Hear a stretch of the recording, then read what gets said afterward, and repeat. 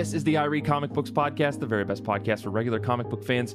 I'm your host, Mike Rapin, and joining me this week, two dudes I pulled off of the street. This week, I'm joined by the one and only from the Next Issue podcast, Danny. I've never walked so much in my life. Stay tuned to find out why. This week, I am also joined by our longtime contributor, his special panelist episode host of this week, the one and only Paul Jaissle. Paul, welcome back to IRCB. Oh, it's always a pleasure to be on the show. Thank you for having me back, Mike. Hello, humanoids. Excited to talk about comics today. It's been so long, Paul. I think maybe 3 weeks since you've been on the show, and boy, oh boy, right. We've been missing you. So thank you both for joining me this week. I'm super pumped to talk about comics, if only because maybe those of you at home can see behind me, I've put up pages that I have behind me. I'm going to move my camera around. This is the benefit of watching live on Twitch, is that these audio pieces make sense. Behind me, you can see my Department of Truth pages by Tyler Boss. Ignore the frame job. They're poorly placed on the wall, but I promise you, they look really nice in person. I've got my 2 pages from the Council of Frogs, as well as this weird little thing that I found at an antique store that's like the human nervous system. It's or the blood vessels and stuff. For some reason, it spoke to me. I just want to see what the insides of bodies look like. Anyways, Watchmen. He was watching Watchmen and got inspired when Dr. Manhattan reformed. No, but we're here to talk about comic books. I'm super pumped, as I said, because we're going to talk a lot about Paul Jaissle later in the episode, but I got to get to those legally mandated questions, those that phrase coined by Paul here himself. That is, how have you been? How have comic books been? You know what? Let's start with you, Danny. We haven't heard from you in a second. Mike, I'll tell you this. Comics are great, thriving. If you don't believe me, you were not at Fan Expo Dallas like I was all weekend. I got home a few hours ago. My feet are killing me. My back is in pain. But I'm here because I want to talk about comics. I'll talk more about the actual convention. I'll save that for the after show, because that could be a whole show in itself. Sure. So stay tuned for that. But it was tough. I was looking through the stuff for this week, what I wanted to talk about. And it's tough because I'm reading so much stuff, and I'm really enjoying a lot of it on different levels. Batman Hush, I feel like I'm gonna keep reading it because somebody has to, but maybe we shouldn't try that again. But it's always good to see Jim Lee drawn. He still got it. Him and Scott Williams, they don't miss. Yep. But instead, those pages look nice. The previews that I've seen of that book, it looks really cool. It looks really good. I don't know what story exists to make those pages, but the pages themselves look very cool. Yeah, it really feels like a quilt. But we're not here to talk about Batman. Well, maybe we will when we get to Paul's there's a good chance part later on. I feel like it's very Batman coded show, anyways. But I want to go completely on the other side and talk about an indie book from Mad Cave Studios. Kill Train 1 through 5. Issue 5 came out the previous week, from when you're listening to this or watching us now. This is written by Olivia Cortero Briggs with art by Martina Nyosi, colors by Simone D'Angelo, and letters by Becca Carey. I finally got to read it. So I got to read issue 1 with Matt Cave sent me a preview, and then now that issue 5 is out, I knew that it was time to kind of get the full story. So and once I picked it up, I couldn't really stop reading it, because it was a very, very interesting pitch. So let me give you a little synopsis. This is set in the near future in New York City, grappling with severe overpopulation, maybe a future nearer than we would want it to be. But the government implements a brutal solution called the Kill Train program. So I can already see you guys' gears turning in your head. Yeah, sure. Okay. And aren't you glad you moved out of New York, Mike? Yeah, exactly. This system, subway trains are randomly selected and all passengers aboard are exterminated by the end of the line. Nice. And sure, man. I mean, you know what? If they could do it in horror movies, they could do it in comics. What am I even upset about? So the narrative here follows Vanessa, a struggling single mom. She's facing a lot of her job's not going very well, a lot of professional turmoil.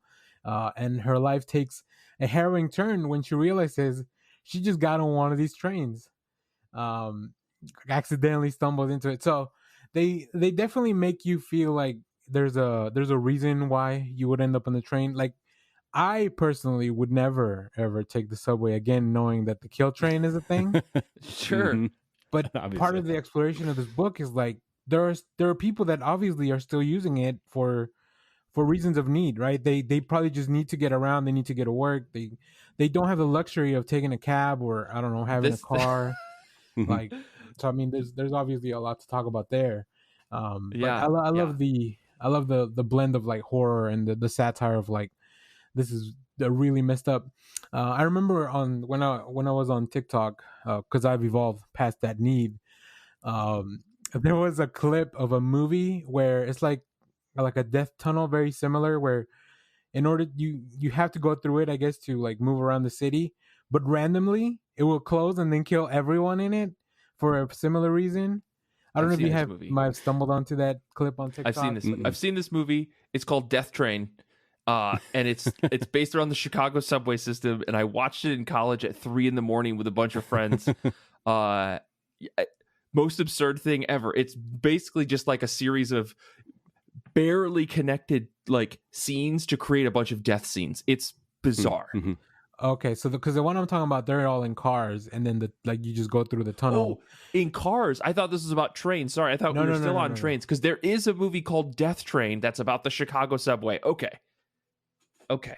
Yeah. Either way, similar stuff, right? So, but it's interesting because it's very character driven, right? You're just following this one Mhm. individual. So like Mm-hmm. they make you they hook you in to like care about this individual right away, showing you how they're good people. They shouldn't have ended up in this position, and they just kind of follow through there. There's a lot of really cool visuals that are it's like fun stuff happening, and then just like the goriest shit you can imagine. Like it's a really like from page to page, just turning the page. It's a really fun journey. The story moves pretty quickly. It's a little too fast paced where maybe there's not I would have loved maybe a little bit more of elaboration on some things, but I don't need to explain. I don't need this world to be explained to me too much. I just want to go from one train car to the other. But yeah, it's really fun. I really liked it, and I love stuff like this where it's just like a one and done story, self-contained. I don't have to know anything. It's a really nice break between like my Hush and my absolutes and my ultimates. Yeah.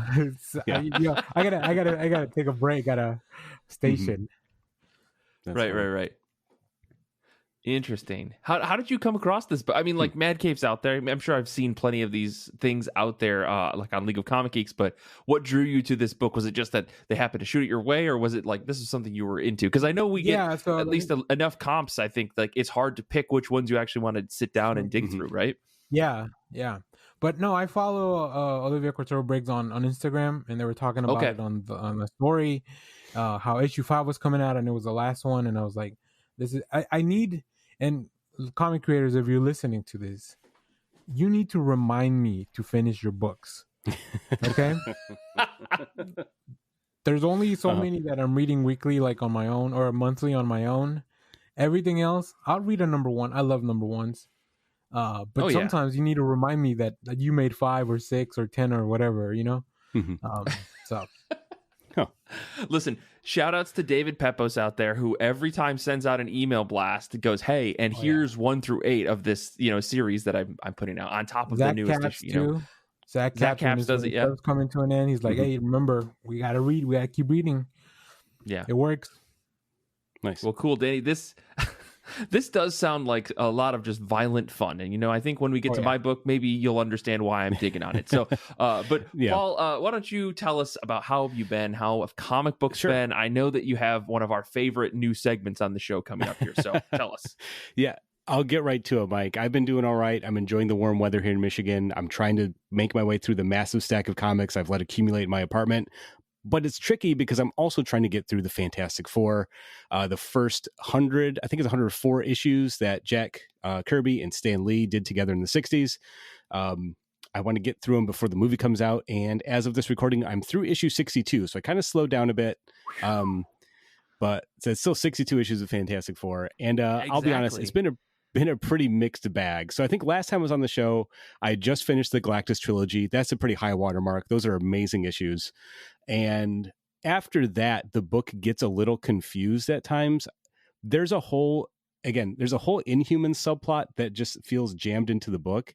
And if you don't like the Inhumans, it's kind of tough. You can maybe just skip those pages when you get to them. You know, I've always been in the mind of like, I think I like the Inhumans, but I'm never quite sure what their deal is. And again, I don't think Stan and Jack quite understand what the Inhumans are either, which makes it kind of fun to read that stuff. I'm like, what is happening? Yeah.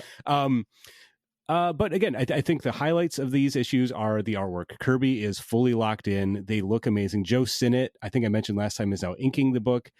What a difference a good inker makes for Kirby. These pages just pop. Even if the issues are kind of dull and not much happens, they look amazing. And again, you're coming from other inkers who maybe, you know, didn't put as much detail into the artwork. When you're looking at these machines that Kirby is drawing and you realize Joe Sinnott is drawing every little piece of circuitry, you know, inking every little line, it is mind-blowing. It's such good comics. So I do want to shout out a couple standout issues that I think would be of interest to people. Issue 51, This Man, This Monster, is probably the best single issue of the Fantastic Four I've read so far. An amazing issue. It's all about Ben Grimm, my favorite Marvel character. You know, there's a whole body swap thing. This evil scientist takes over the Thing's body, and it becomes this big sort of Stan Lee classic. Can a regular person become a hero kind of story? Great Stan Lee issue. Don't have to read anything else. Just read that one issue. Fantastic. Right after that, issues 52 and 53, we get the first appearance of Black Panther, which is really interesting. You know, kind of historic for that regard. Again, I will say these are comics written by men in their 40s. Whose experience of African culture is basically came from pop culture they saw. So maybe not the most culturally sensitive comics, but I like the idea that Kirby is like, oh yeah, this, you know, African, you know, civilization here is technologically advanced. This Black Panther as a character is really interesting, the way he's written. But there is some stuff that kind of colors it negatively reading it in the year 2025. Issue 57, I want to shout out because in theory, it should rule, but it's kind of corny. It's the issue where Dr. Doom steals the power cosmic from the Silver Surfer, which when I saw that was going to happen, I was like, holy shit, this rules, right? Like, yeah. And you get a lot of panels of Dr. Doom flying the surfboard. Like, okay, I'm in, this rules. Dr. Doom doesn't really do anything with the power. It's kind of underwhelming, but it's a fun concept to play with. It all culminates in issue 60, where we get the big showdown, knockdown, drag out fight between Dr. Doom and the FF. He's got the power cosmic. Him and Ben Grimm have another big, you know, bare knuckle brawl fight. It pretty rules, pretty hard. But yeah, overall, there's a fun issues. It's fun to see characters like Sandman pop up. I think I'm getting close to the first appearance of Adam Warlock. So there's stuff I'm excited to read, you know, through the final 40 issues or so. I'm going to power through. So hell yeah. I mean, it's fun. They can't all be winners, right? But, you know, at least there's still a big chunk of good stuff, it sounds like. That's great. Yeah, exactly. And I think that, again, I'm able to skim a lot of it. Comics are written very differently back then. They're very verbose. There are panels where there's like 5 people in the panel, and Stan Lee has to make sure every one of them has something to say. And it's like, boy, Stan, you probably didn't need to have that much dialogue. But again, they're fun. It's pretty interesting to kind of go back and read this stuff, especially seeing characters like Claw and Black Panther appearing for the first time and stuff. It's great. And I think another thing is that Kirby is so good at storytelling that you don't need all the extra dialogue to tell you what you're already seeing that's happening on the page. Exactly. Maybe, yeah. I mean, I think a lot of those comics were written for kids. So maybe that was a part of it, you know, get the kids reading. But yeah, like if you've been reading comics for as long as we have, and you go back and look at some Kirby pages without any dialogue, you get like 80% of the story, probably, you know, like exactly. Maybe more, right? Yeah.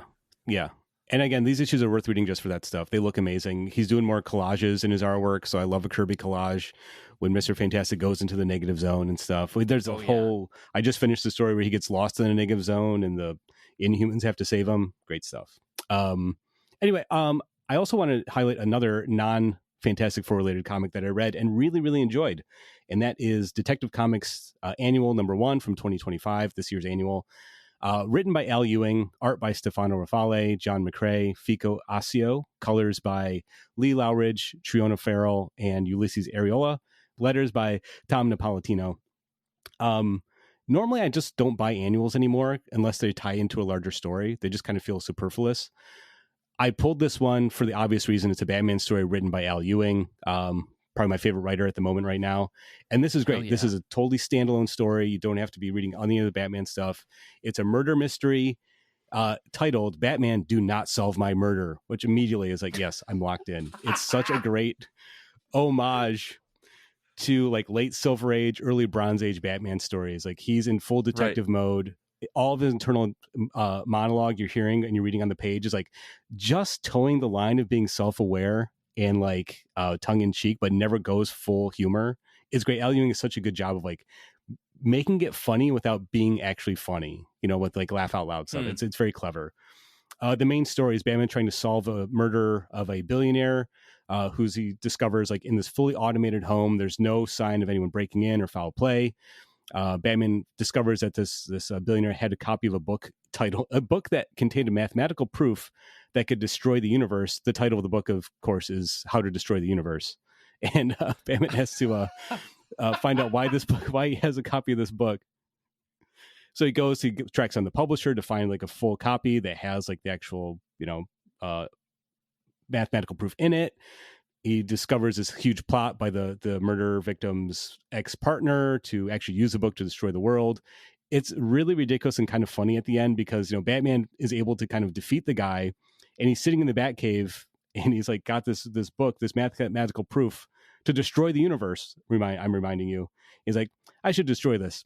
Or maybe it's worth holding on to. Like it's this great sort of like ambiguous ending. Like, of course, Batman's not going to destroy knowledge that he could use in the future. So Right. It's a great sense story. I had a blast reading it. All three artists that work on it have very distinct styles, which is a little like jarring at first, but they're all really good. Like I really like John McCrae's artwork. Looks fantastic. Yeah. He's been around forever, so it's cool to see him work on a book like this. There is also a backup story about Batman teaming up with a 7th grader to solve a crime. It's a fun little like kid story. Overall, Detective Comics annual #1 from this year, I think, is well worth checking out if you want a good standalone Batman story. Yeah, it has one of my favorite tropes. Batman goes to England. Mm-hmm. Yes. This is such a good time. There's always a scene where they got to bring up how Alfred makes better tea, and it's just like it's full of little details like that. And it's like mm-hmm. I think at some point, and sorry for this, is a slight spoiler. He fights angels at some point, right, Paul? If I remember correctly.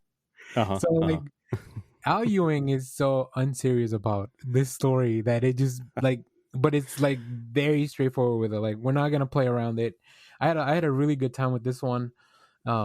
I remember it stands out because when I was doing a video for it, I guess another story from Tom Taylor was supposed to come out. Yes. And I started reading the synopsis. I was like, that's not at all what I read. So somebody hasn't updated the synopsis on the page. So, but I loved it. You're right, Paul. Like the art just works. Like the difference in art. Like this is how you use multiple artists in one book. Like there's a purpose to it, right? Yep. And the end of it, at the end, is just like, you know, Batman does Batman things, and it just really works. Yeah, great story. Yeah, it's kind of broken up into 3 chapters, so each chapter is different artists, so it kind of fits the the vibe as you go through the book. So yeah, if you're someone like me that normally skips annuals, I think this one's worth tracking down. It's a fun one. I mean, the absurdity of this means that I'm going to buy a copy so that I can mail it to my friend who is he's literally a theoretical physicist who loves Batman. This sounds like all of his world coming together in one comic. I think he's going to love it. So, yes. Russ, if you're out there watching, you're getting this issue. If you didn't buy it already for yourself, I don't know. There's a chance. I didn't realize we could ask DC to write our books like specifically for us. Our dream books. Yeah. Yeah, I mean, maybe he knows someone that I don't. But well, for me, it's been a wild week. I went to a wedding on Friday, which like the strangeness of a wedding on Friday is a matter of circumstance. But it's weird because like wedding was on Friday, woke up, had my whole Saturday still. Like it was really bizarre, despite knowing that I like went to a wedding. So I got to just hang out and I watched a little bit of TV, watched a little bit more of The Rehearsal season 2, which is maybe the hardest show to watch in HBO history, as far as I'm concerned. I can only watch like one episode a week, and I understand why it's a weekly show for that reason. I'm just behind on it. I also watched Anora, finally, the big old movie that everybody loves. Very interesting. Maybe I'll talk about that in the post credits, just because I have a lot of thoughts about it, even though I gave it a 3.5 out of 5 on Letterboxd. So I was talking to somebody about it earlier this afternoon, and I was just like, I have so many things to say about this movie, and yet I don't know if I liked it. It's very weird. But yeah, maybe we'll talk about that. I'll write that down in my notes. But I did read some comic books. I actually read a lot of comics, but it's all like, number 4 of this or number 17 of that or number 6. It's like, I don't want to tell you about like a middle chapter comic book. But I did sit down and read an entire collection, courtesy of our good pals over at 2000 AD. They sent us an advanced copy of Essential Judge Death. My Name is Death, a collection of stories about Judge Death. A character I had no idea who that was, but the cover is so cool looking. I was like, well, how do I not read this? This is like edgy 14-year-old wannabe goth, like edgelord type of Mike coming out in full blast on the cover of one comic book. This is a series, or I guess the story that were collected in this edition were written by John Wagner with art by Peter Doherty, Dean Ormston, and Fraser Irving. Nice. Honestly, just the beginning couple pages of this, you're like, hell yeah, I'm in. We find out who Judge Death is. We learn about, like, the first story is about Judge Death's origin story. And for those of you who don't know, I didn't know who this character was going into this, and they kind of pitched this book as a essentials. Here's how you get, your feet wet with this character. But the story is Judge Death came to Mega City 1 from another universe, I believe, where the rule of law is all crime is committed by the living, therefore living is a crime, and crime must be eradicated. It is the most absurd, over-the-top idea that, like, you can't argue with, because the way that Judge Death argues it throughout the book, you're like, I understand how you got to that conclusion. You're a psychopath, and I respect you for it. Right? Like, it's great. But yeah, but it seems to me, after reading this volume, like, this collection kind of touches on a time after Judge Death's initial incursion into Mega City 1. So, like, the story opens up, Judge Death is a known quantity in Mega City 1, and so he's telling his story to a reporter about where he came from. I won't go into the details of it, but all I can say is it's one of the most harrowing single stories about a character I've ever read, and at the same time, I'm just like, I am so intrigued by this. I need to know more. I must keep reading this volume. We meet Judge Death's landlady. He goes by J. Death, which I think is very fun. Her name is Mrs. Gunderson. She's blind. And we hear about some stories of Judge Death in the wild. So it's a really nice collected volume. It's like 200 some pages, very, very dense. It's super bonkers. Like, it's absurd. It's over the top, but like, it's perfectly done in the way that all 2000 AD stories are. They're super dense and they're concise. They do not waste any time. Every page is full of necessary story that keeps you hooked. But boy, oh boy, reading 200 pages in a row, like, I had to read this in multiple sittings. But the one thing that I will say, like, I every time I put this book down, after a little bit, I was like, I can't wait to get back to read this book. Like, could I find 15 minutes to sit down and read a few more pages? Like, that is how this volume made me feel. And I rarely have felt this way about such a large, dense story before. Like, usually big books that are super dense like this, I'm kind of like dreading the heaviness of them. But like, this volume, I was all in. And it's maybe just because of how absurd the story was, or quite honestly, how beautiful the artwork was in this. Like, I will say, like, Peter Doherty, he delivers this totally grotesque and strangely intriguing series of pages about the life of Judge Death before he took on the name Judge Death, like how he goes from a little boy all the way up to meeting witches and becoming undead because he realizes, spoilers, that him living is a sin. And I'm like, what? Like, it's so absurd.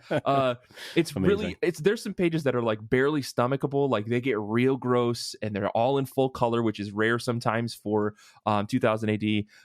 We get Dean Ormston, who does this little fun little story about Judge Death's landlady, which is kind of cute, but also like if you realize the gravity of the situation, woman, like old lady, you would be freaking the fuck out. But she's just innocent. She's so gullible. She doesn't know what's going on. That's really fun. And Fraser Irving does it feels like when we read Cursed Earth way back in the day, Paul, where like there's this huge world that this artist is drawing inside of, and he's trying to put every detail on the page. He's using so much black on the page. Sometimes you kind of like have to squint, and I read the digital edition, but you kind of have to squint at the pages to be like, what am I actually seeing here? It's really, really well done. He draws Judge Death in such a like menacingly like nightmarish way, where he's just spindly and he's all bones and teeth. It's fantastic. And for those of you who out there who did read Cursed Earth, there's a little surprise in there for those of you who like got to the end of that story, because Judge Death does go to the greatest sinful place in the world, Las Vegas, and has a very interesting adventure. So I liked this book a lot. I really cannot tell you how much fun I had with this. Like, I think I'm going to get the physical copy of it when it comes out in 2 weeks, because I'm like, I don't own any Judge Dredd stuff, but this story, just from start to finish, the whole book is great. It's stupendous comic books. John Wagner, like, one of the greatest comic book writers of our generation, as far as I'm concerned. Just fantastic stuff from start to finish. So, Paul, it sounds like you have some familiarity with this character. Yeah, I mean, I've read enough of the Judge Dredd main stories that I've read a few Judge Death stories. The early ones written, illustrated by Brian Rowland, definitely stick on my head. Those are beautiful looking comics, very absurd. I don't know if I've read any of the stories in this collection, so we'll have to check this out. I love John Wagner's writing. He does this great job of just being like taking the idea to the logical extreme. That's what Judge Death is. Like, all right, so you have Judge Dredd. What's the logical endpoint for that mentality? And it's Judge Death. So on one hand, obviously Judge Death is a nemesis, but Judge Dredd's also just like can kind of see his point. You know, it's a beautiful, like, it's not a black and white, you know, it's very gray morally kind of, conflict between the two. And I just love the ridiculousness of Judge Death. Way he like always like, you know, all of the, anytime there's an S in the word, it's like he's hissing and he's exaggerating all this. Is death. Yeah. I mean, it's funny because I feel like sometimes like that writing style gets a little like overplayed, but I'm like, if at any point he changed it, I would feel like it wasn't the same character. Like it's so good. But yeah, you're right. Exactly. John Wagner does this fantastic job of really taking ideas to their extreme and then putting them inside of a fiction so that you can't argue with the logic of the characters. Like every time I think I've read any of his Judge Dredd stuff, it's exactly that, and it's worked perfectly. Yeah. And it's just great as, you know, a world building, you know, he does such a good job with that stuff. And I will say, you know, these collections, I have a few of the essential collections. I've got the Judge Dredd Origins, and I have the America. They're really nice collections. They're oversized. They're on a nice paper stock. They're nice books to have on the shelf and pull off every now and again. So I read most of the Judge Dredd stuff digitally, but the physical collections are really, really handsome. I'll probably buy this, and I'll get my wife to just yell at me again like she did today. I'll talk about this later because I have just boxes of comics that or a box full of comics that my wife was very surprised that I bought today, but we'll get into that later. But sorry, Danny, sorry to interrupt you. No, I was gonna say I really appreciate how versatile Dredd is, because in the latest Judge Dredd magazine I read a story called Trash, where he just fights a trash compactor that's gone rogue and starts killing people. But Mike, if you really want your wife to get mad at you and also own something that's Dredd, 2000 AD is doing a limited edition statue based on a Jacques design. It's 20 inches tall, hand painted, and it is 399 pounds, which comes out to about 529 USD. And I'm looking at it and I'm like, I don't need this. Click away from this website right now. So no more Dredd stories for me, at least till the end of the year, because otherwise I'm gonna end up with this in my house. Oh no.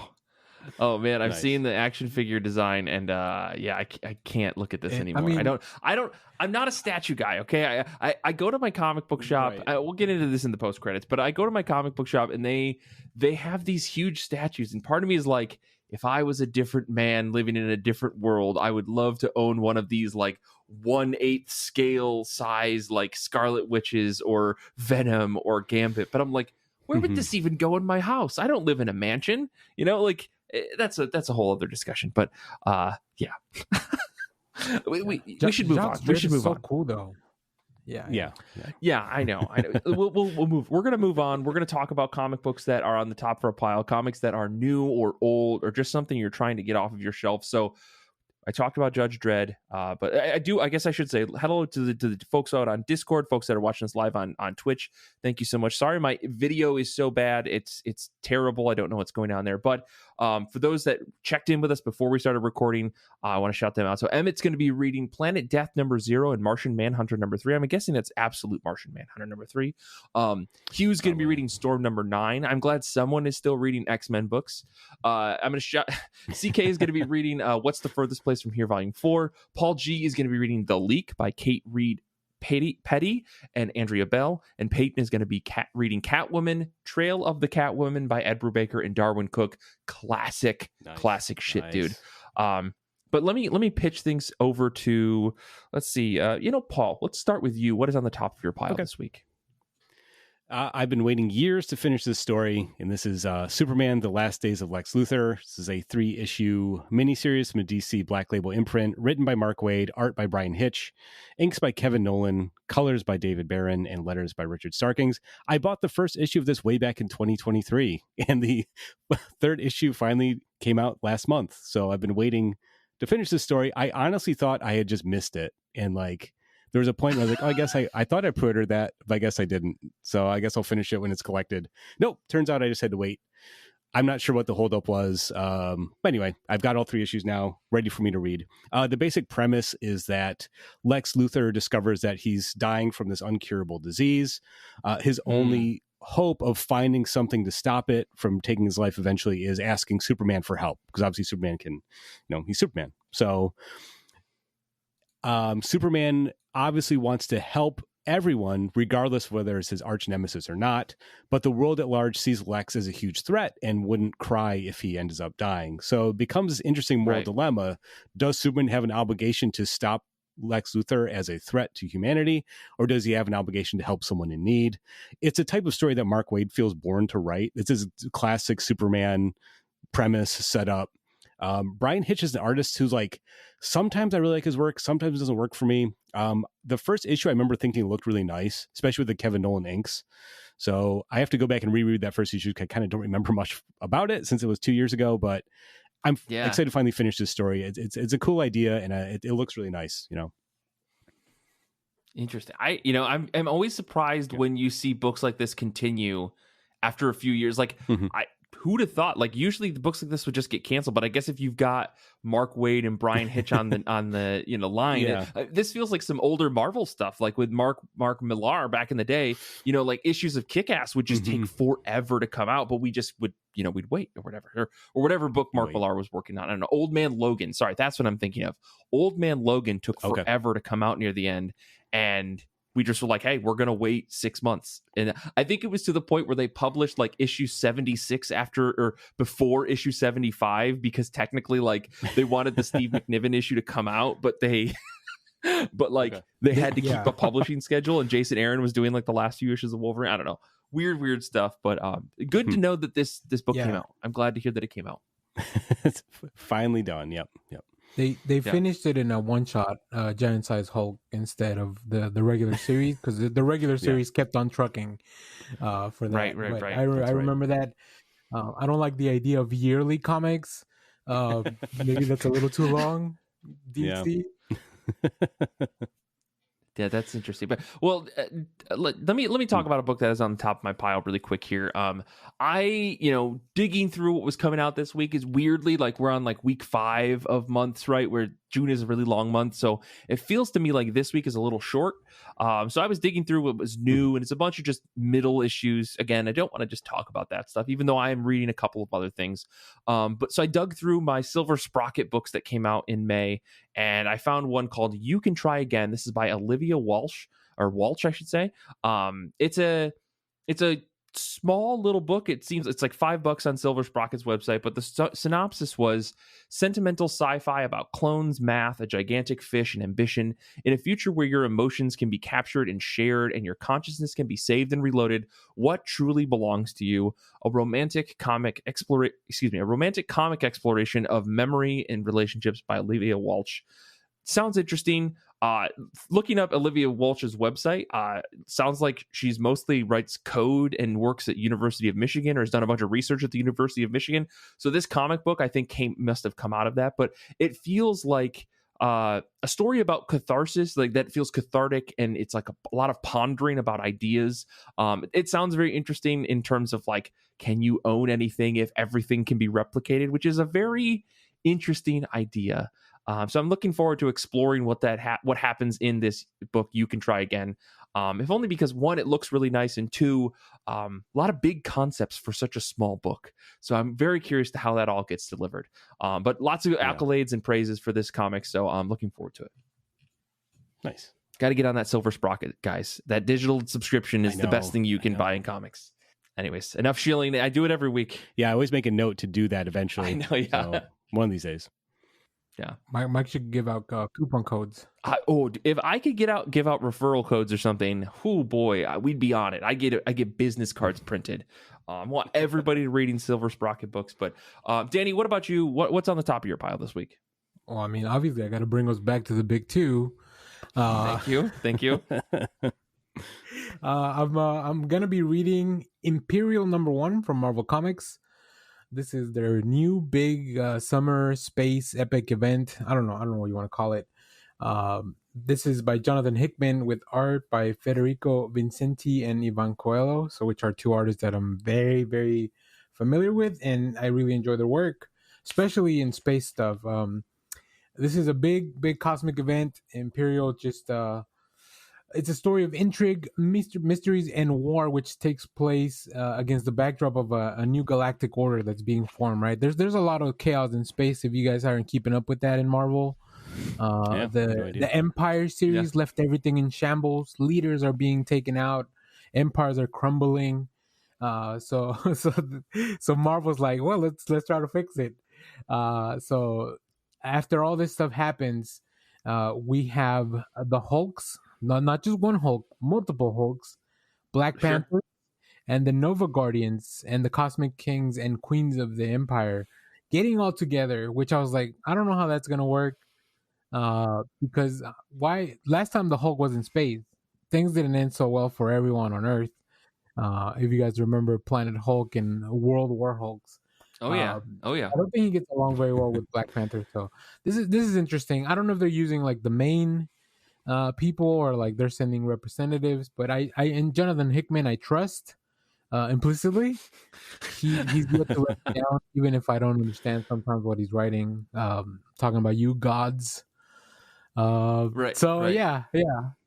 I gotta check it out. It's in my contract. I don't know how big this crossover is gonna be as far as like tie-ins, but it feels like Marvel's really at a good place where they're like, oh, maybe we shouldn't inundate and disrupt all our books, and we'll do like one or two little 3-issue series or something, as a companion piece. So we'll see. I mean, the way you described this, just the list of names that you gave, it made me think that there's like a chess analogy that's happening here. Like there's kings and queens and guardians and rooks and bishops, right? Like you can kind of swap out, like, are there multiple Hulks? That sounds like rooks to me. Are there multiple bishops? That sounds like Black Panthers to me. Like Novas are at the core of this. Is that the pawns, right? Is that what's going on here? I don't know. I'm throwing it out there. I have no idea what's going through Jonathan Hickman's head, but I wouldn't put it past him to do like a really high level chess thing that like you wouldn't get until the very end. And there's going to be something in there about some sort of chess technique that you can probably factor into the thing. Maybe Gambit shows up somehow, because that would just be like the cherry on top to make it really stupid. So I don't know. I'm just, I've got ideas. Call me, Marvel. I can ponder on big ideas too. Okay. Gambit shows up and everybody's like, who put a checkers piece in the chess set? Yeah. Exactly. X-Men are playing checkers, Novas are playing chess, I guess, maybe. Well, Danny, that sounds great. You'll have to let us know. Like you said, I think Marvel knows that they can just slap Jonathan Hickman's name on anything and folks will probably pick it up. Hell, I'll probably try this first one just to see what's going on here. But like Gods, I'm right there with you with Gods. I don't know what the hell's going on, and yet I keep reading on Marvel Unlimited just to see what's going on. Sure. Well, yeah, I guess we should move on. I guess folks out there who's watching live, if you have any questions, start writing them in the chat because we're going to talk about our friend Paul.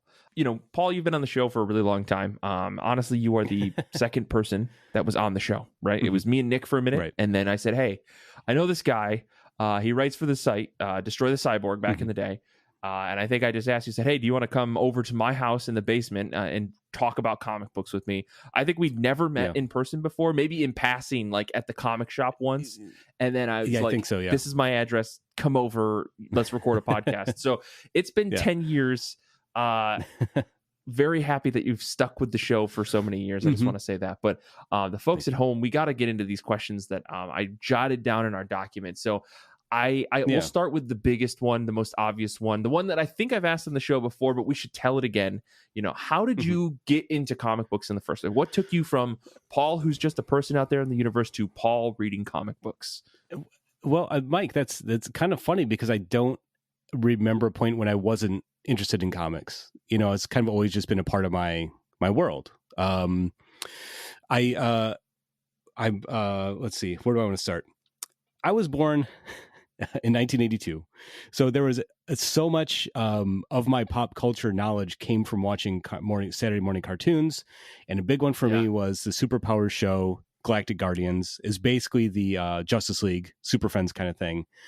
That was my earliest memories. And in addition to that, I also had parents that would buy me comic related books. So literally the first books I ever owned were these little mini Superman books that told the origin of Superman, how Superman came to Earth, the adventures of Super Baby, Superman in Metropolis.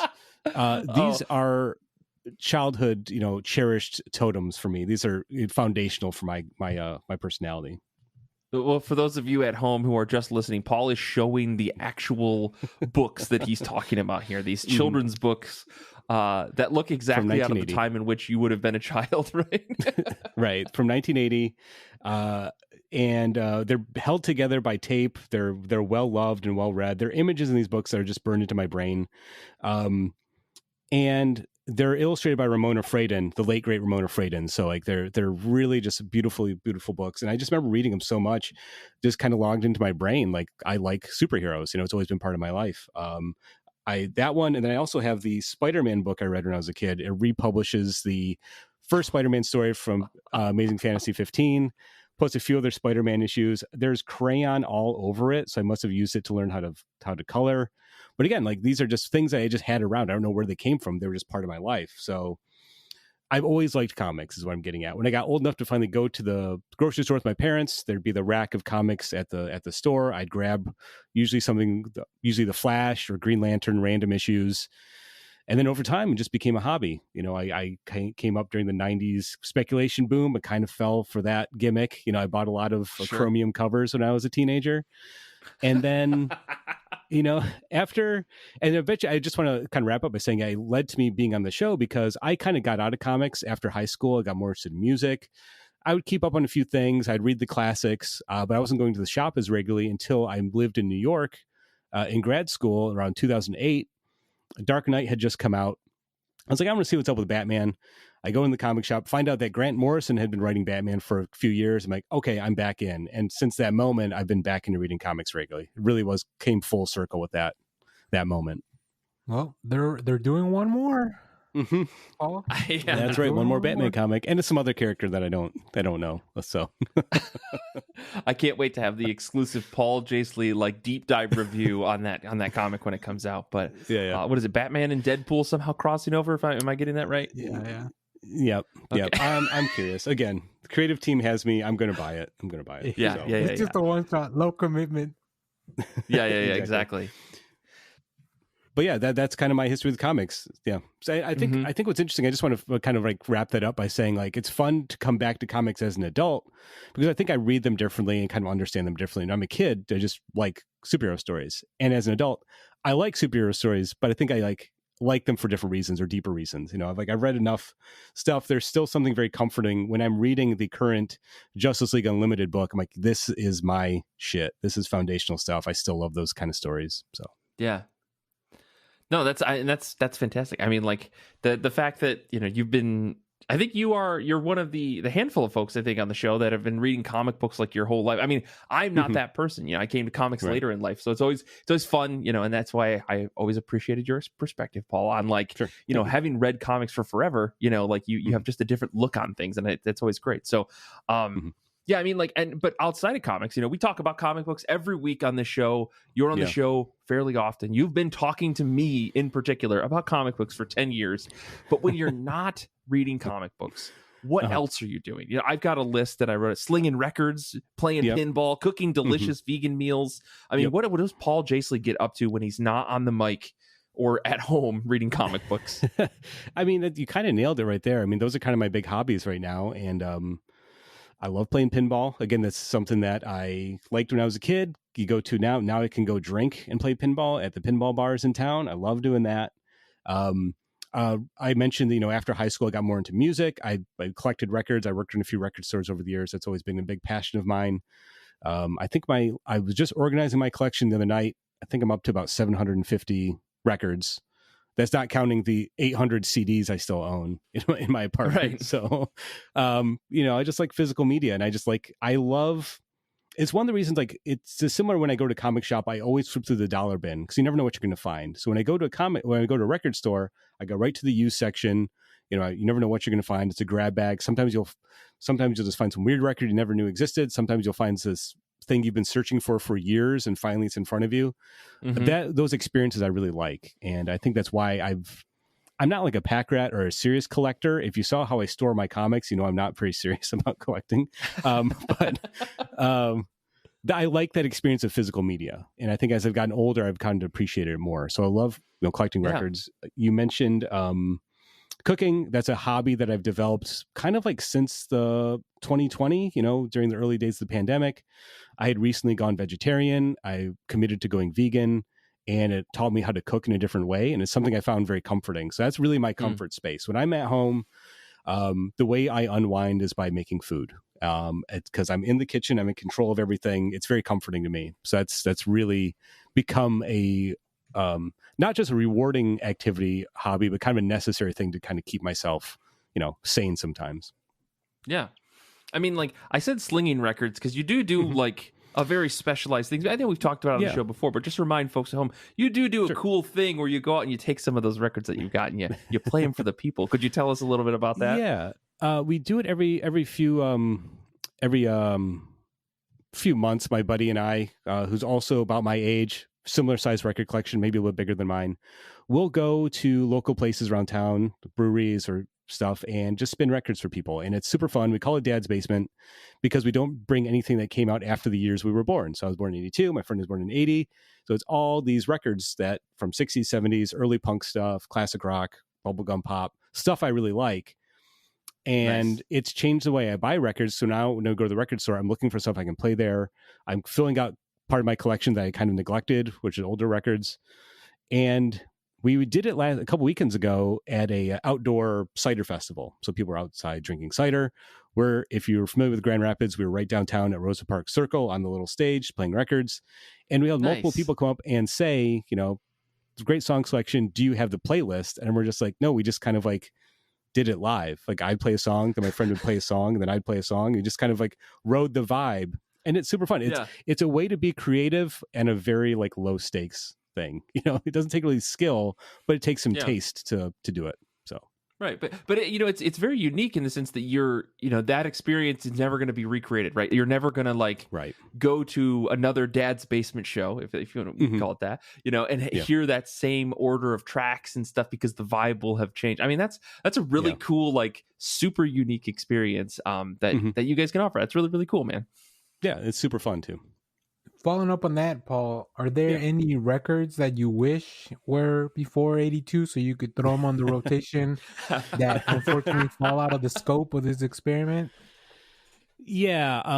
Boy, that's a tough question. Every once in a while, I'll try to bend the rules a little bit. If there's something more recent that I think would fit the vibe. I don't know. Like, I've always wanted to bring my Teenage Fan Club records, but I mean, that's from the 90s. But part of me is like, that's kind of the records I listen to the most at home, are my beloved Teenage Fan Club. And it would totally fit the vibe because I love power pop, but sadly, they'll have to stay home. That's Basement the teenage years, so like the collection's grown, right? That's right. Yeah, that's a good idea. Oh man, that's fantastic. I guess so is there something that's on your desperately want to find list for these sessions, or I guess even in general in your record collection? Is there something out there that you're really trying to hunt for? But obviously you can spend a bunch of money on Discogs or whatever, but you're just trying to find on dollar bins. There are 2 records I'm currently on the hunt for. And one is the Buck Owens and his Buckaroos live at Carnegie Hall from the 1960s. It's a live record that Buck Owens did. I've found used copies, but they're always kind of beat up. So I'm looking for a nice clean copy I can play. The second one is the Marty Robbins Gunslinger Ballads. Again, a record that sold a ton of copies. It's not rare, but to find a clean playable copy's not common. I've come across it. It's either been too expensive or it's just been kind of beat up and I don't want to spend the money on it. So anyone out there with leads on those 2 records, let me know. I love the experience of finding them in the wild, but it'd be fun to kind of finally have them. Yeah, email us, ircbpodcast@gmail.com. We'll take all leads on these 2 records.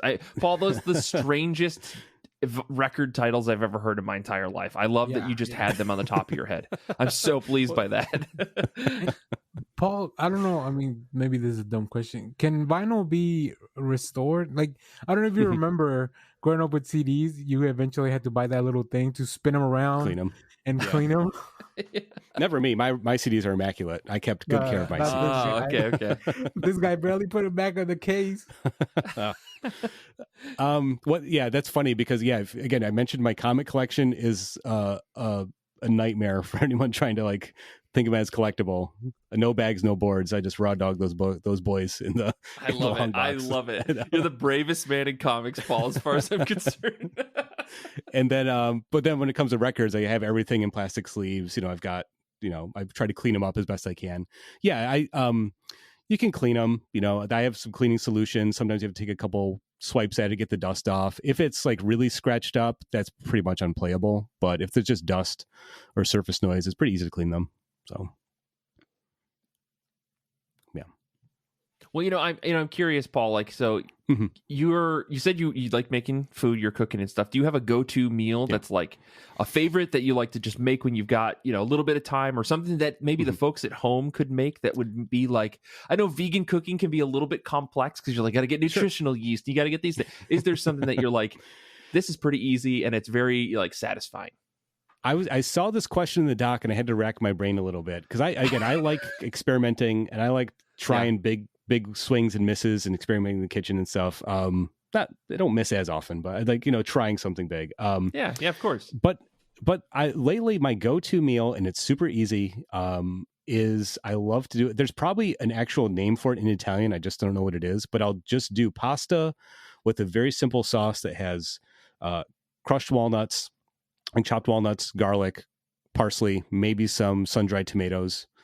Get that stuff in the pan warmed up, maybe a little crushed red pepper in there, a little bit of olive oil, really nice olive oil, and then just toss your pasta in that with a little bit of pasta water for quick sauce. That's like the quickest, easiest little meal you can make. I always have walnuts on hand, always got garlic, parsley. Gotcha. So nothing unusual in that dish. Super satisfying and super easy to make. I should write it down. Maybe I'll try to write it down and put it in the doc or something. Right. Pauly's food blog, or I should have asked you for a recipe to put at the back of the zine, because you know what, honestly, we talk about it all the time that comic books should have recipes in the back. It should have gotten one. Should have been like Paul's vegan, particular, whatever we want it to be. For the 20th. Oh, man. For the 20th. The 20th anniversary. Yeah, 20th. I appreciate the belief that I will be doing this in 20 years, guys. I really do. Before we move on from food, is there, because you said you like to experiment, and obviously with going, doing vegan recipes, a lot of the time I see you post things that kind of mimic maybe the other things that are not vegan? Is there anything that you're still kind of chasing down of like trying to get it right, or it's like something that's still out of your grasp that doesn't just feel like the original thing? Yeah, and it's a weird thing to do because, some people will say like, oh, if you're trying to imitate meat, why do you do that? I'm like, well, I don't have a problem with meat or cheese or dairy. I just don't particularly like the way that they're made. So if I can find something that's comparable and satisfying that doesn't hurt animals, like that would be great. So don't look it up, kids. Don't look up how the sausage is made. But I've been developing my seitan recipe. That's basically making a meat substitute with nutrition, not nutritional yeast, but vital wheat gluten. Just basically make a dough and steam it. It's very versatile. I've gotten my tofu scrambles locked in, and I discovered you have to use the really soft silken tofu for your tofu scrambles in the morning. So much like I like soft scrambled eggs, so it took a while to get that texture right. I guess the one thing that he can't really replicate is when I did eat eggs, I loved poached eggs, and I loved like the runny yolk. And I know people have done recipes that they've mimicked egg yolk for recipes. I could try that, but I know it's just not going to be the same. So maybe that's one. I don't want to say I miss it, but it's one thing I can never really replicate in my kitchen. Gotcha. Yeah. I can't wait to invent the super fake grown egg that Paul, so we can satisfy Paul's want for egg yolks. I want to shout out. Yeah, it's synthetic. Yeah. I want to shout out one of the folks listening live with us. CK asked a question in the chat that I think would be a good transition into a thing that I did want to talk about, which is you did one wonderful page in our zine that is out. You can go to ircb.fyi/zine, check out the Kickstarter, go buy a digital copy if you want. There may be some physical copies in the future that are non-Kickstarter edition, but nonetheless, you did a fantastic page. You picked Anybody Can Explode Was, and I'm curious about that, but CK had this question. Has Paul ever found some great comics that merge his love of music? Phonogram and the recent Spectrum come to mind. Also, could you talk a little bit about your collage work? So 2 questions in one. I'll let you slide with that, CK, but Paul, I'll leave it to you. Sure. Of course, now I'm blanking on the names of comics that are good music representations. I mean, that's always interesting because how do you recreate the feeling of music in a silent medium? And some books do it really well, some don't. That's one of the reasons I love, well, it's not quite the same, but one of the reasons I really fell in love with Love and Rockets, my favorite comic book series, is that, Jaime drew from his firsthand experiences of being in the LA punk scene, music that's near and dear to my heart, bands like, X and Black Flag and the Minutemen, all those bands, and seeing him draw on those experiences and draw how those shows felt, not so much how they look, but how they felt. That's the moments in Love and Rockets when they're at the punk shows always hit really hard. For that reason, really captures the experience. That T-shirt that I think Fantagraphics put out it's like the one Love and Rockets thing I own next to the Love Bunglers, right? It's like everybody gives me compliments on that shirt because you can sense the there is life inside of that image that can only be captured by having stood on the side stage of a punk show after someone has just dove off the stage, the band is jamming. There is so much vibrancy in just that one image, and I gotta imagine that is how every panel that Jaime draws of a show feels like, and it's so fantastic. Yeah, there's one panel where it's Hopi's younger brother and his friends in their bedroom, and they're blasting Black Flag, and the way Jaime draws the words coming out of the speaker behind their heads and the look on their face, it's like those kids are in heaven hearing this music. And it's I had that same experience when I heard Black Flag as a teenager. So I love that stuff. I'll have to think of others. I liked that recent Deep Cuts, the jazz book that Image did. I was just thinking about that too. Yeah. That's also a very good music-based comic. I'll think of some others maybe and try to drop them. Mike, you may know better, but does what's the farthest place from here? Does that incorporate any of the music because they did vinyls for it, right? Kind of. Yeah. I mean, listen, I don't. This is not about me. I'll talk about this for days. There's something about that book where I just can't stop buying every single piece of merch that comes out about it. I don't understand it. I don't own a vinyl record player, and yet I own all the vinyl records, right? Oh, nice. I don't. Yeah. There's something about it that just captures this weird teenage angst, and the music is barely a faction of a piece of the story. it is the basis of the origins of the characters. Now I'm like probably 2 trades behind, if I'm being honest. I just keep buying the issues. But as far as I know, the music doesn't factor it in too much unless Matt Rosenberg is pulling up really obscure lyrics to put in as chapter title heads, to which I'm not catching it because I'm not that kind of person in music sometimes. Sure. So, yeah. And Paul, I'll also recommend maybe Charles Soule, because not only he's a multi-talented man, he did a concept album for Curse Words. Oh, really? Okay. So I don't know what that entails. Like, yeah, it is a crazy thing because Curse Words doesn't feel like something that would generate a concept album, right? So I don't even know where you would start. But I'm not a musician, so I don't know. That's interesting. Yeah, I'll have to check that out.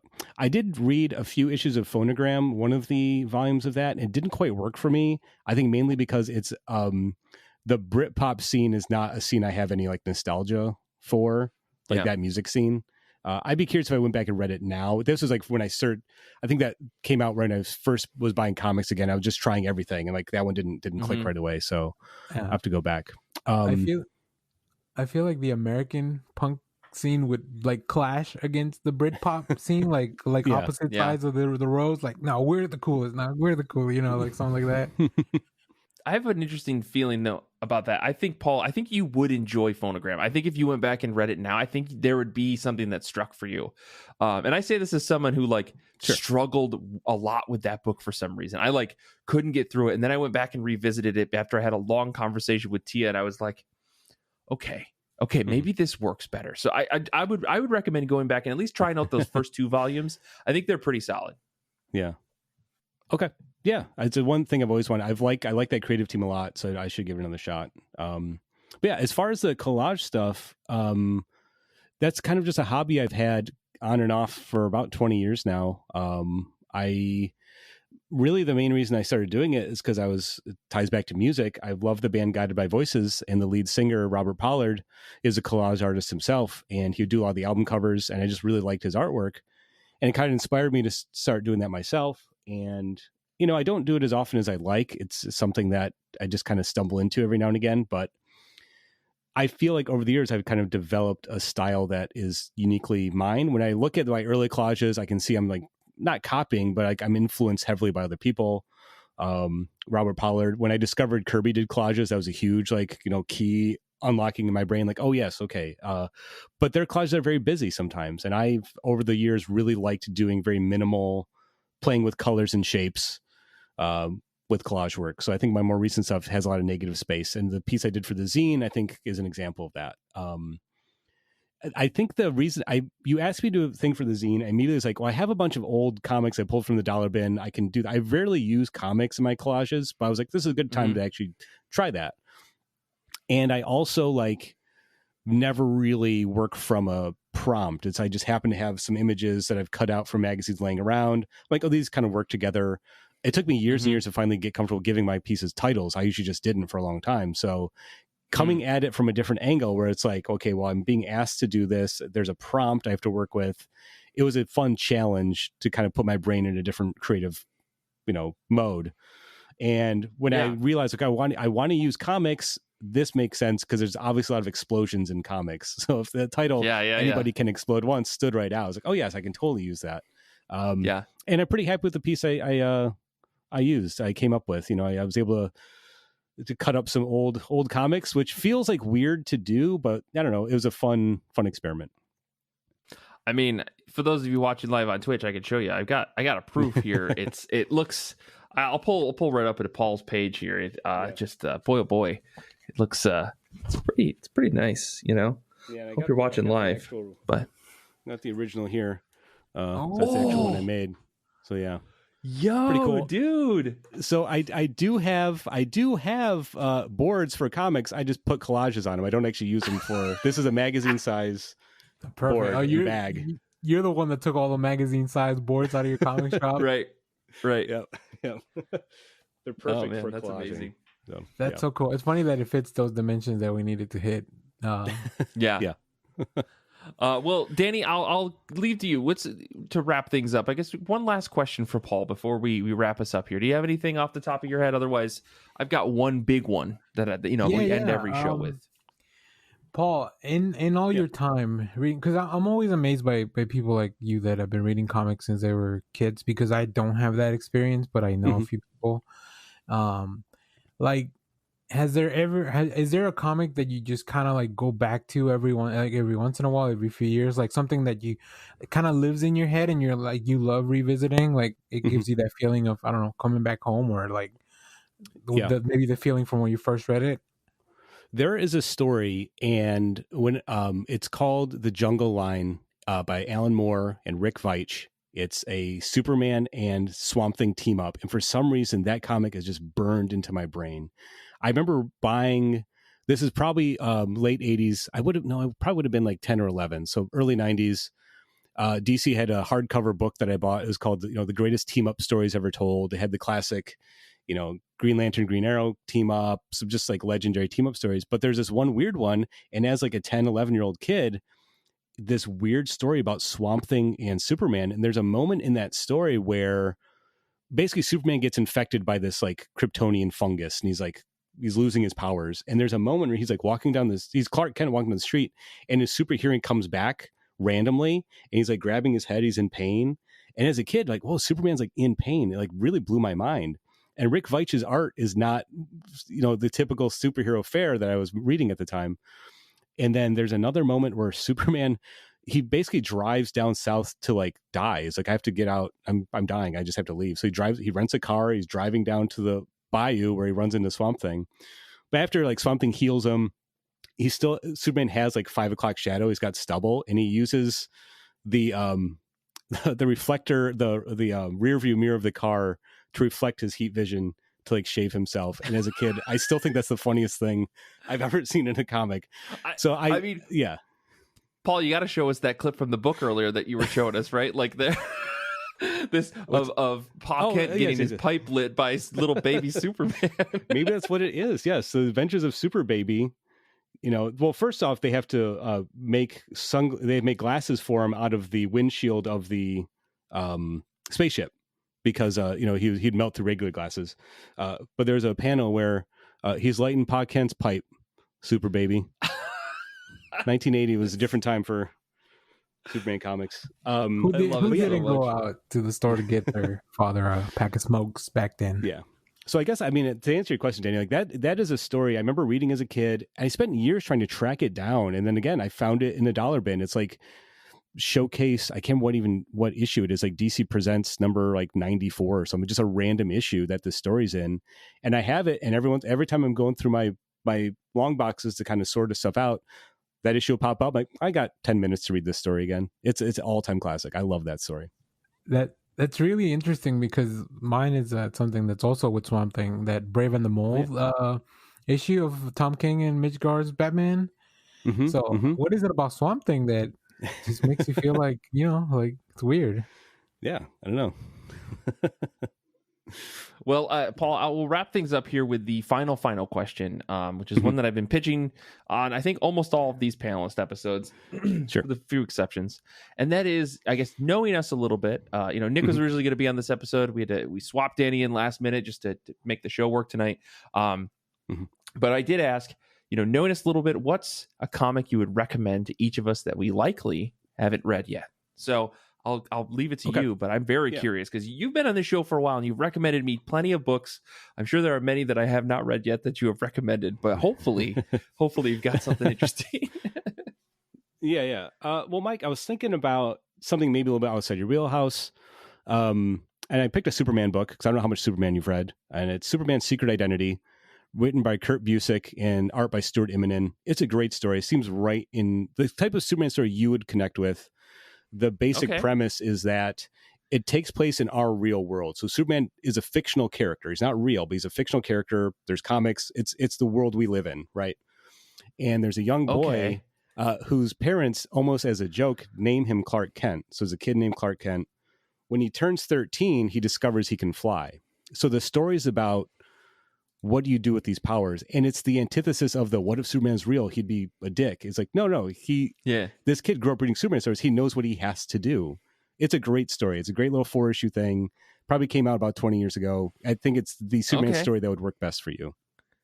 Hell yeah, dude. I mean, killer team, first off. But yeah, I'm in. I'm totally in. All right, I'm going to grab this. Thank you, DC Universe Infinite, for having pretty much everything. I appreciate it. Everything. Yeah. If you like that one, continue on to the Batman Secret Identity, which is a very similar premise. Yep. That's a great one. Batman Creature of the Night rules. Yeah, that's a great comment. Yeah. And that's it's Kurt Busiek, and then who's the artist on that? It's Jean-Paul Leon, who had passed away recently. Like, that's a beautiful looking book. Oh, yep. All right. Well, I'll put both of them on my queue. Well, there you go. Well, Danny, it's kind of a curveball because I had one picked for Nick. I'd picked a Daniel Klaus book for Nick, so I decided to keep that theme and pick a Daniel Klaus book for you. I don't know how much Daniel Klaus stuff you've read. The indie creator who did Ghost World and all that stuff. He did a story called The Death Ray, which is basically his version of a superhero story. So it's a teenager who gets picked on. He's basically Peter Parker. He gets superpowers. It's a capes book through the lens of an independent creator like Daniel Klaus. It's kind of cynical, but it's not making fun of the genre. Like, he really plays it straight as a superhero story. I think you'd really like the artwork a lot. The way that Klaus kind of like mimics the classic Marvel or DC Silver Age look with an interesting twist to it.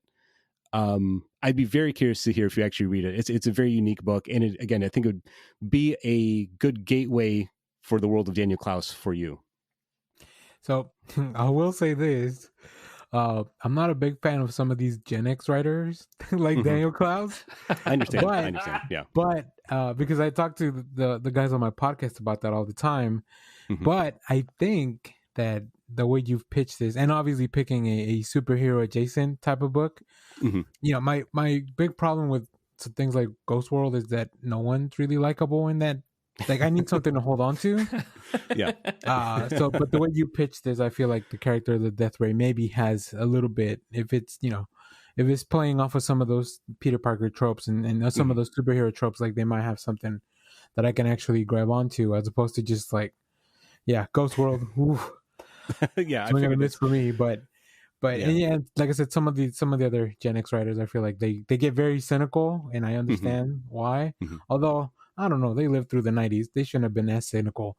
I'll give it to them now. But wait till they see what the millennial writers are going to come up with in the next 5 to 10 years. Yeah. Well, I think it's interesting because, all those creators, like, they didn't start reading comics like they were writing. They started by reading superhero comics. So when you have something Daniel Klaus, I think he generally like loves the way those books look, and he's just doing his version of that. And there's some really cool, like, double page kind of actiony kind of sequences. It's a really beautiful looking book, I think, if you like his art style. So yeah. And he has a fun design. I did look up after you told me the title. I looked up the character, and it looks pretty interesting. Like, it's not supposed to look super cool, but I feel like that's part of it, right? Yeah. It reminds me, it's so funny because it looks like Michael Fife's Copra feels like it pulled a lot of influence off of the design of this character. Which maybe that's a whole other conversation. But Paul, these are fantastic picks. I'm very excited. I think I've seen Superman Secret Identity a million times, like recommended on a bunch of lists. Never sat down to read it because I'm like, who cares? It's just Superman. But if you're saying it's good, I believe in you. No, it's great. But cool. I think. Yeah, I'm very excited to read it. Danny, we'll have to report back. One day I'll go through the list of all these panelist episodes and be like, who actually read their books? So we'll see. But this is fantastic, Paul. As I've said to you, I think many times, hopefully I've said it, always appreciate your voice on the show. It's been 10 years we've been doing this thing. It's crazy. Your first episode, I didn't put it in the doc. Oh my gosh, I can't believe I didn't even start it. But your first episode was episode 8 of I Read Comic Books, just for anyone out there who's curious. And I have, I think, the episode itself. If you guys just give me 1 second. While Mike looks that up, I will say, I recommend to anybody trying to listen to the backlog, because I started from the beginning listening to I Read Comic Books. That's crazy. Any episode that you see Paul and Tia's name, both of them together, like the way you guys talk about comics and art, and like, it's just like you guys just make me want to read everything. And I was gonna say that earlier when we talked about some of the, like, whenever Tia describes a book, I'm like, why am I not reading that? Yeah, and exactly. then so those episodes were really fun to kind of go back, because it's you guys have a point of view about comics that is very different, and you also get I feel like the things that you get out of reading a comic are very different than from what I did, or at least I did at the time. So that was always fun. Like, and then listening to, I think there was a lot of Mike, Nick, Paul episodes back at the beginning. Oh yeah. So you whenever those came on, I was like, oh, these guys are gonna go deep.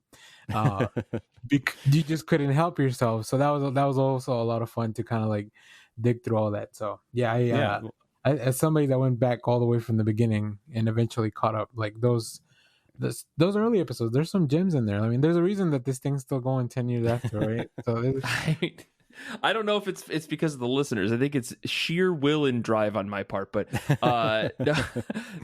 what's interesting, this first episode that you were on, Paul, is episode 8, Peanut Butter and Chocolate, the comic book. And we called it that because we were talking about what makes a good comic book review, subscription services, and how and why they do or don't work for us. And we talked about Jason Momoa as Aquaman and how Batman and Superman was going to have something in it. I don't know. That's a very old podcast. Came out 2015. Different time. But episode 8. Just crazy to me. That's really funny because Jason Momoa just stopped being Aquaman like a year ago or something. Right. I know. It's been crazy. It's funny to think about that, because like I love doing the show, and I think when I tell people about the podcast, I say the reason it's been on for 10 years is that we don't have, other than you and Zander, Mike, no one has to commit weekly. Everyone else can kind of bump in when they want and do it, and that's really made it fun. And I've met so many cool people. Like I've met Danny, Nick, you, Mike, Tia, everyone on the show. The few times we've been able to all meet up in person has been really, really nice.